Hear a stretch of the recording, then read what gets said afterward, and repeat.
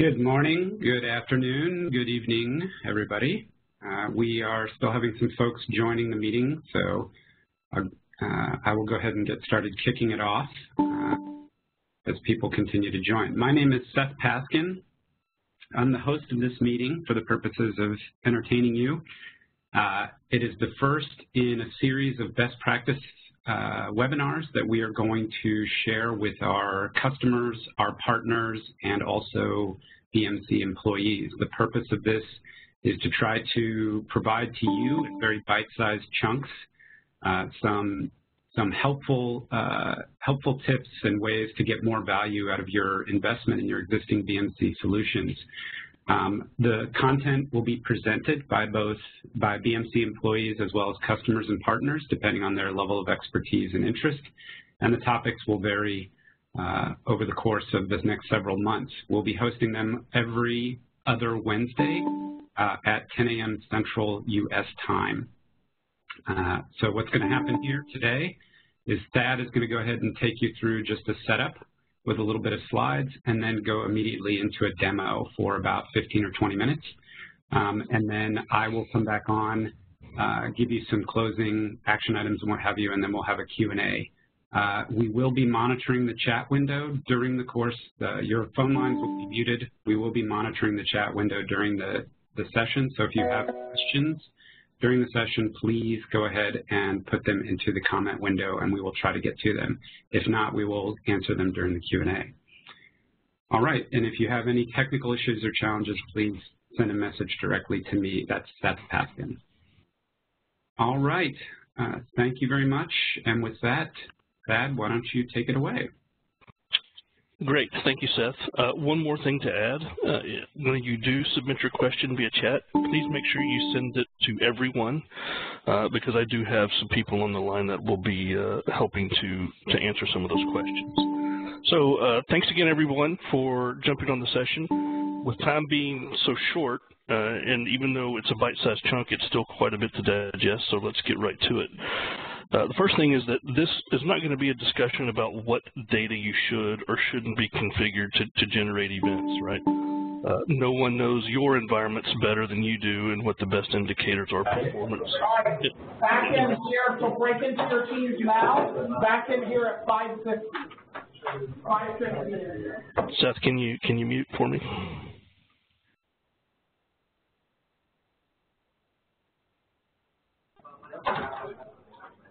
Seth?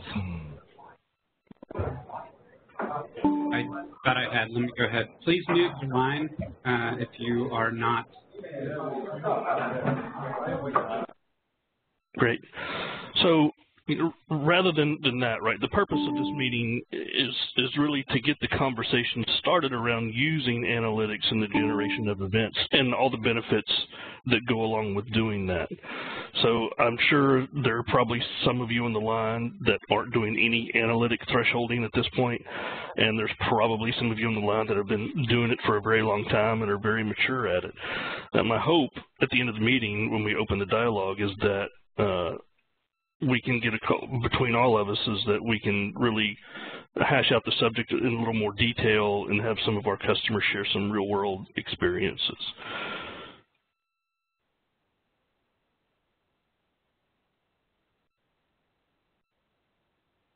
There we go. So what really is the point of leveraging analytics and thresholding, right? What do you get out of it? So using analytics for event generation really provides several advantages over traditional event generation methods, and some of these are listed here on the slide below. So for instance, event reduction, right? So learning the behavior over time for parameter data and using the highs and lows of that pattern instead of guessing at what the thresholds should be set at can yield some reduction in the number of events that operations has to deal with. Right. Another benefit is now that the events do get generated, they become what we call the second bullet, actionable events, right? So instead of being inundated with events that usually mean nothing or worse, since you're getting so many events that they become ignored, right? Having fewer events that have been generated based on analytics make them true what we call operational events that require attention, right? So an operational event would be something that you deem so important that someone really needs to look at it. And really to take this a step further, right, you can also generate what we call proactive events. And turning on this option in the analytic engine gives you up to a 3-hour window of when a KPI or key performance indicator will breach a threshold, allowing you to become truly proactive in your IT operations management. So I mentioned something called KPI or key performance indicator. If you don't know what that is, we're going to be looking at that in a little more detail as we get further into this presentation. So what are these event types that I'm talking about, right? Let's go over the different event types, thresholds that are available with TrueSight Operations Management. So first of all, you need to understand that there are agent-side and server-side thresholds. We're going to be concentrating on the server-side thresholds today, but I thought that the agent-side needed some honorable mention here, so let me cover that here in just a couple of sentences. So agent-side thresholds are thresholds that can be set at the patrol agent, right? And a patrol agent uses a static threshold. It's been around for quite a long time, the way that people normally do thresholds. And the event is generated at the agent, okay? Now that it's not always such a bad thing to use an agent-side threshold, right? So there are quite a few data types that would be useful to generate agents at the event. So something such as where analytics doesn't make sense, such as an up-down or 0-1 types of parameters, right? So this data would be a good candidate for that type of threshold. In fact, it makes the most sense to send only events from this type of parameter and not to send any of the data up to TSOM, right, which helps in scalability and other things. But what we're really going to focus on today is the analytics events, which are on the server side, so the ones that you see listed down below. So when I say the server side, I mean they're generated at the TSIM server itself based on data collected from the patrol agents, right? So the first type of event that we're going to discuss is the abnormality, and that's kind of the basis of it all, right? So abnormalities are informational events only that get generated when a key performance indicator, we'll discuss that in more detail in a minute, generated based upon a key performance indicator, which is learned behavior. So over time, the analytic engine in TSIM will create hourly, daily, and weekly baselines for everything that's been designated as a KPI. So if the data from these KPIs strays either above or below this hourly, daily, weekly baseline, depending on how you have your thresholds configured, an abnormality event is generated, okay? So this event's informational and work with the probable cause analysis engine, and really is there to provide supporting information around any outages that occur. So it's information that is important enough to look at when other outages occur, but it's not something that you deem to be what I described earlier as an operational event, right? Something that would require your immediate attention. So something you really want to keep track of and understand, but not something that you want to designate as an operational event, which would be a major, minor, warning, critical type event, okay? So the second one there is the absolute threshold on the server side. So an absolute threshold can be as simple as what I discussed earlier with the patrol agent threshold, just having a static threshold set on the data, and if it breaches that threshold, an event's created. And remember, the severity can be set, just like on the patrol agent side, major, minor, warning, those types of things. And it could be an operational event. Now, you can choose to make the absolute threshold more intelligent, right, by adding an analytic element to it. So to generate this more intelligent event, the data has to pass the static threshold first and be outside the selected baseline. So the answer to both of these questions must be, right, above or below, depending on your data, the configured threshold and outside the selected baseline. So both conditions must be true for that to generate an event, okay? Now, the absolute threshold configuration also has an extra setting that you see down there that we call a predictive event, okay? This requires using the baseline, so also setting a static threshold. So the predictive algorithm will start when the data goes outside the baseline and gives you up to a 3-hour warning before the breach of the static threshold occurs. So when you turn that on, basically what will happen is when the parameter goes into an abnormal state, based on the abnormality baseline, it'll begin the predictive algorithm that looks at the hourly baseline and will try and give you that window of 3 hours and go ahead and give you an event early. And I've got an example of that here in just a minute. So the last one is signature. So signature threshold in its simplest form is exactly like an abnormality, right? But can be set to an operational event instead of just informational. And like I said, in its simplest form, that's what it does. So you can set major, minor, critical, warning, those types of things, just based upon when it goes outside of its baseline. So you also have the option of setting a static threshold with the signature threshold, okay?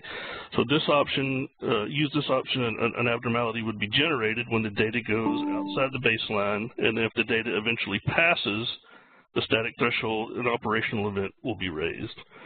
Okay, so another way to set a fudge factor within your watching of a parameter where you guess you want to know when it goes outside of the baseline, but you don't really want it to go totally operational until it passes a certain threshold that you deem. So let's talk a little bit about configuration before we do the demonstration. So I mentioned KPIs, right? Where do you set these things? Where do you configure these things? So if you're not familiar with it, there are many KPIs set on patrol collected data out of the box already, okay? And you can see the far left-hand side, the little graphic screenshot of the UI. This is the Java console and the Java admin console from the TSIM server, okay?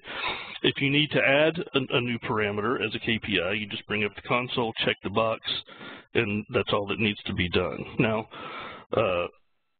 for setting the thresholds, right, there are plenty of places to set thresholds within the tool. What we're going to be focusing on today are global thresholds within the presentation server UI and policies within the presentation server UI. And we're going to go over what I have configured for the demonstration and an explanation of what each one of these are and kind of how you have to configure it to get it to do what you want it to do. So let's take a quick look at that.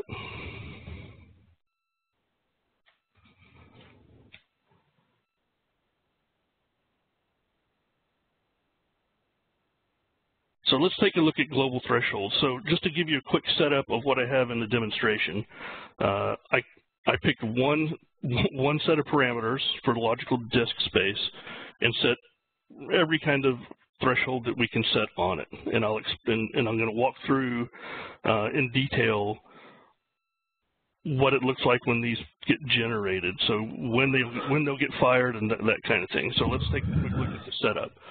So on the logical disk itself, you see that on logical disk under global thresholds, I have changed my view from basic to advanced so I can see everything. Let's start at the bottom of this, which is where the abnormalities get turned on. So just because you turn something else on as a KPI, as I showed you in the previous screen, you still need to turn on abnormality generation, right, for it to really start creating the baseline.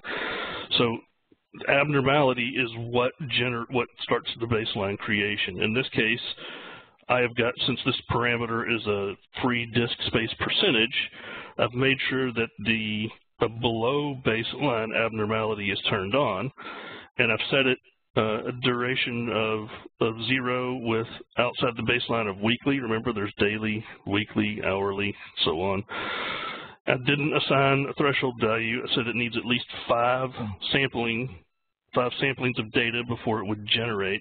And then you have this concept of deviation, right? So to give you a little extra fudge factor around when it generates its abnormality. So 1 standard deviation or a percentage of deviation. In this case, 1 and 5. Just to give you a little more fudge factor around the baseline generation. So this is going to be the first one that we're going to look at within the demonstration. I've got a setup where it creates an abnormality. Now the second one signature threshold.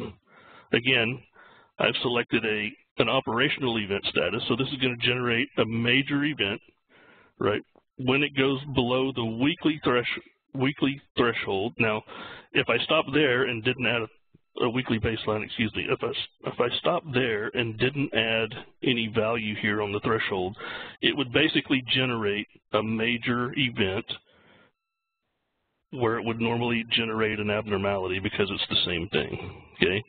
But in this case, I said, you know what, I want to go ahead and add a threshold value to this and say it has to be below the threshold value as well. And I left the minimum sampling window of 10 and the standard deviation and percent deviation as default, okay? And we're going to take a look at that one.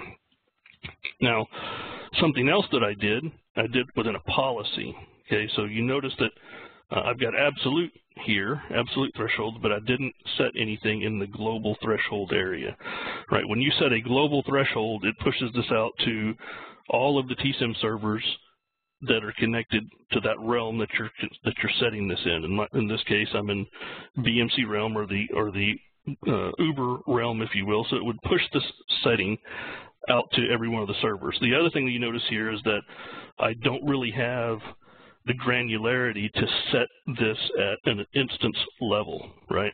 So what you're going to see when I do show you the events generated, is you're going to see two abnormalities, and you're going to see two signature events. That's because it's creating those events on both instances of this particular server, which is the C drive and an underscore total, right? So you can see both of those. Now what I did, to be more specific, is I also created a policy with server-side threshold configuration as well. So this is another way to do it, and I was very specific on this one in that I wanted it only to alarm on the underscore total. So I went to Microsoft servers, logical disk, underscore total for the instance, the free space percentage for the attribute. It's an absolute, it's going to be critical, and it needs to go ahead and pass the 54 threshold limit and the weekly baseline, and also generate a predictive event. So this one kind of has a little bit of everything in it, and I'm going to show you how that looks in the demonstration. Again, if you have any questions during this, please submit them in the chat. Let's go ahead and take a look at the demonstration. So to make this a little bit easier on the eyes, I set up a dashboard that'll help me explain this a little better. And I've got everything in the same dashboard here.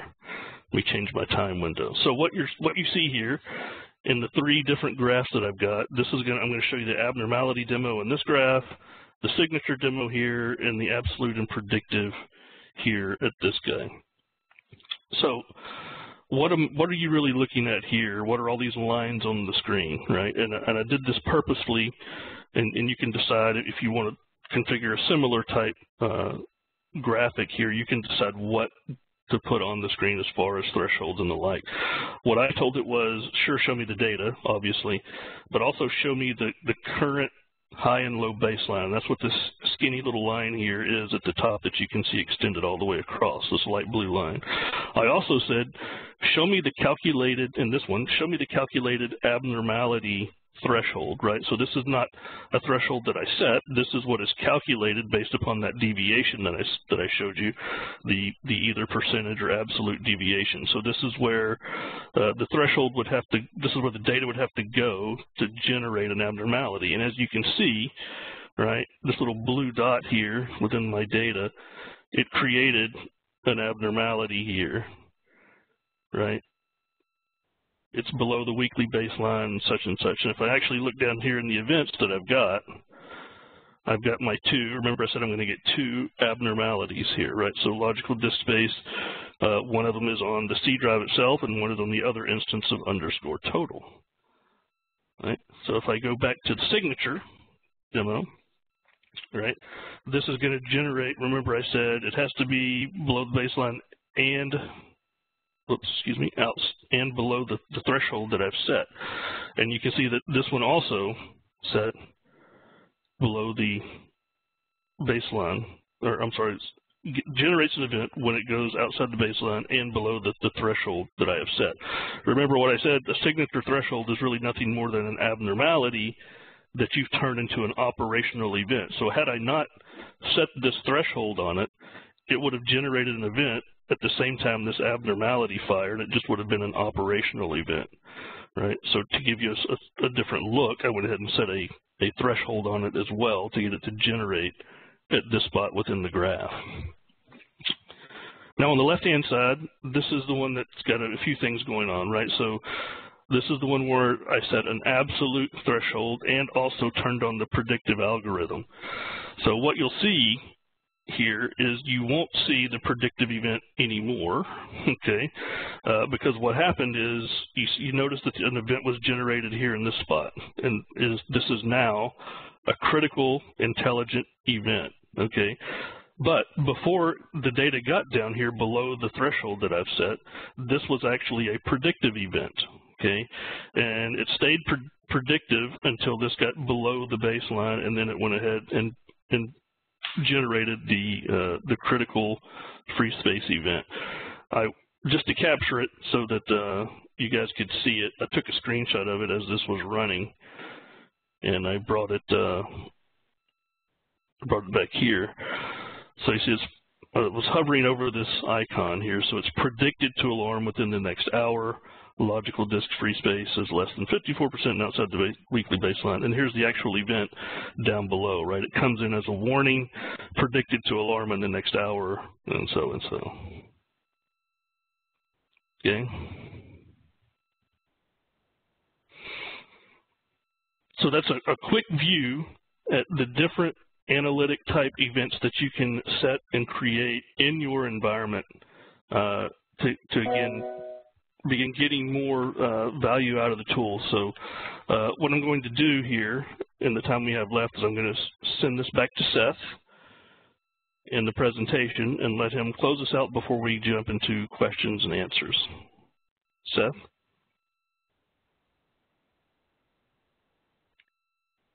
Thank you, Ted. I want to let everybody know very quickly, we will be sending this email deck out to everybody who registered, all the attendees who registered.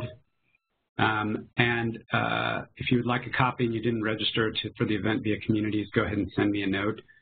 We are recording this session and it will be posted to the event in communities, and you can see there, you can navigate to it or go directly to the link. And then the more detailed documentation for what Thad is talking about here today is linked as well down there.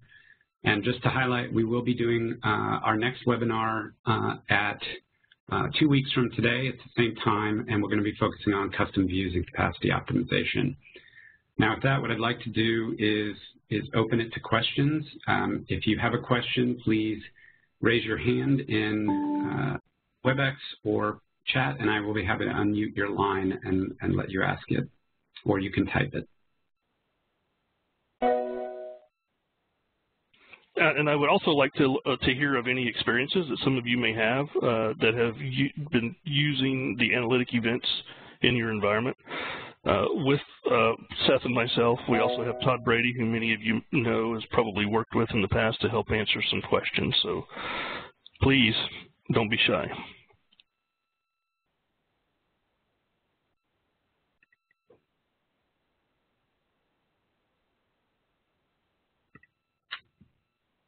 All right.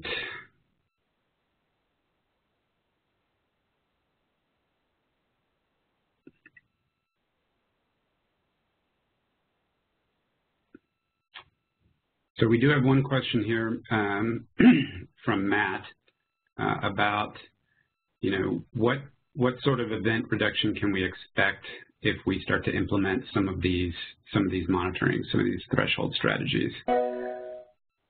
Do you have a sense that Thad or Todd, have you worked with customers and seen concrete results? So really, that's going to be on how mature that you already are in your event management processes. I've seen numbers thrown around for as high as up to 90%, right? But in my opinion, that's going to be someone that's not mature at all and just has so many events coming in from a lack of proper configuration that they don't know what to do with it. Todd, do you have any more concrete example? You'll have to unmute yourself.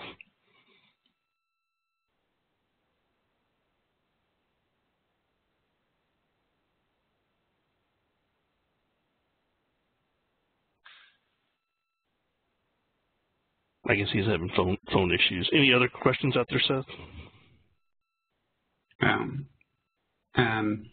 Yeah, so from Pablo Ramirez, is an intelligent event more important for probable cause analysis than a static event? So maybe in our definition, is an operational event more important for PCA? So yes, it is. So for instance, if you have now we call most events intelligent events within. The presenter has allowed participants to unmute themselves. You can now unmute yourself by pressing *6. An event now within PCA. So even patrol events that get generated at the agent and sent, PCA sees those as intelligent events, right? So now those do have more weight than let's say an event coming from a third party or something, a different event class. Okay, so that's kind of partly answers the question. The second answer would be yes, any of the analytic events that actually have data behind them do carry more weight within probable cause analysis. Okay. We have another question, Thad, which is from Alvaro. And what is the minimum sampling window available? So the minimum sampling window is 5. I think it'll let you set that to 0, but the documentation and even in my experiences of playing with it says the minimum sample is 5. Yeah, we have a hardwired data point number of 3 data points. So when you think of sampling window, think of it as how many data points am I getting within that window. So if you were collecting every 2 minutes, and our default sampling window is 10 minutes, you could assume, oh, then I'm going to have 5 data points to make the decision on. So duration and minimum sampling window can work in concert with each other to ensure we're looking at enough data to make the right decision. In Thad's demo, he had his abnormality set to a 5-minute sampling window, but when it came to his operational event, he extended that out to say, I want to make sure I look at twice the amount of data before I raise the operational major than I would sampling for the abnormality. So think of it as data points considered. Hey, Thad, this is Seth and Todd. Would you say that the process of implementing this type of thresholding and alerting in an environment is iterative? So is it likely that people would implement, there's essentially the severity and the duration, right? There's multiple severity, how far out of baseline does it hit a threshold, and then for how long is it doing that? And that you might set some parameters and then have to see how your environment reacts and then tweak them as you go on. This is more of an active engage as opposed to a fire and forget kind of thing. Well, I would argue that one, focusing on global thresholds establishes a standard. So when you think of should I do a global threshold or an instance level threshold, the first consideration is, am I setting the standard? And by taking advantage of an analytic threshold, not only provides what we would think of as white noise suppression or, false positive eventing, it also helps manage variance within the enterprise. So a lot of historically customers come to the tool team and say, I need my own threshold. Well, understanding that analytic thresholding creates a scenario of dynamic event decisioning. So if I consider more information before I make that decision, create or not create an event, by taking advantage of analytic thresholds, you're at the same time managing the variance that exists literally in all environments. So Bob's group of servers where Bob wants his own threshold because he believes he's always getting an event because he crosses your static threshold are managed by implementing of an analytic threshold against that data. Both things can't be true. If Bob says, I run above this threshold all the time, so I need my own, an analytic threshold manages that variance for him and wouldn't raise the event if, in fact, the reasoning is true that there are times during the week where he runs above whatever that threshold, hard, fast, static threshold is. So analytics not only helps with the white noise, false positive reporting, this dynamic event decisioning also helps manage the variance, the natural variance that might exist within a large implementation so that you're not doing a bunch of one-off group, app team, you know, departmental threshold management because they believe they need their own setting. An analytics server-side threshold should apply to the many, not the few. And by setting it as a global, it only requires our analytic engine to have one instruction of how to treat a logical disk, a CPU, a file system, whatever that object is that the analytic threshold set for, sets that standard. You can always override that standard in a policy, configuring a particular instance of an object on a particular group of servers through a domain policy to have a different behavior. But that's really the use case we look for, is setting up global thresholds sooner than later. Once you decide you're going to manage a certain area of data within your environment, step 2 in that is, are we going to event? What's the appropriate thresholding mechanism and value that we should use for that? The sooner that gets set, the sooner that it's applied as more and more servers come online in your environment. Although it wasn't apparent in the demo or the conversation, know that if we're collecting KPI data and there's an abnormality threshold, we're baselining that data. So as you create analytic thresholds, absolute or signature, which include baseline consideration, we've already been baselining, so those kind of applications occur immediately. We don't have to rework the data or go spend a bunch of time figuring out what is normal or not normal for those attributes. We've already been tracking that for you, so those type of rule adjustments end up being applied in real time once you've saved them.